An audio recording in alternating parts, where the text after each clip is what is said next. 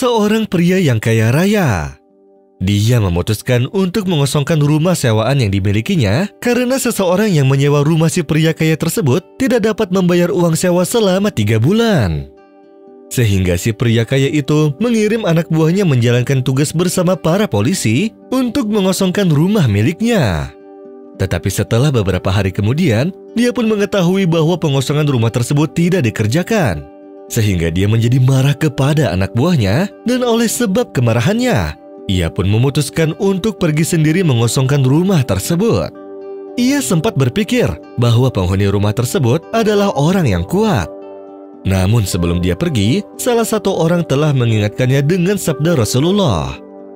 Orang yang bersifat rahmat akan dikasihi oleh Allah yang Maha Pengasih.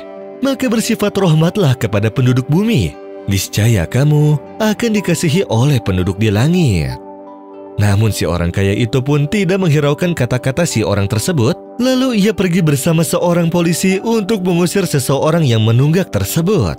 Dan ketika si orang kaya itu mengetuk pintu kediaman dengan kuat dan keras, lalu seorang lelaki tua membuka pintu sambil berjalan dengan langkah yang sangat lambat.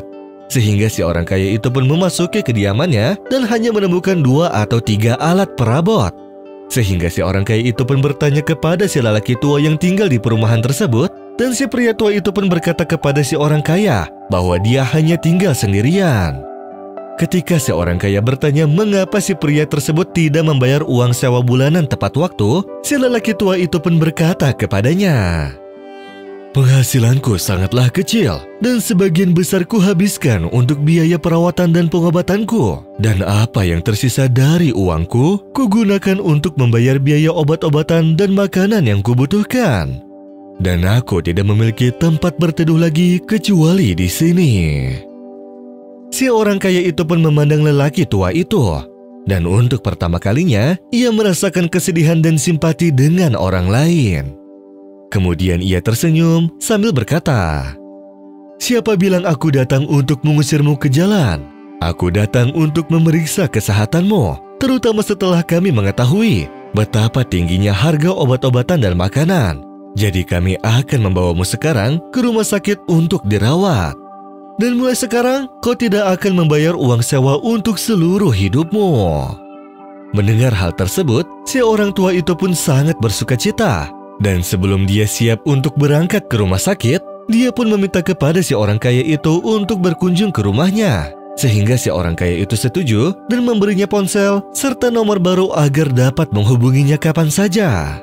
Dan setelah beberapa waktu, si pria kaya itu pun meminta sopirnya untuk pergi membawanya ke rumah sakit tempat si lelaki tua itu dirawat. Dan ketika di perjalanan, dirinya dikejutkan oleh lalu lintas yang padat.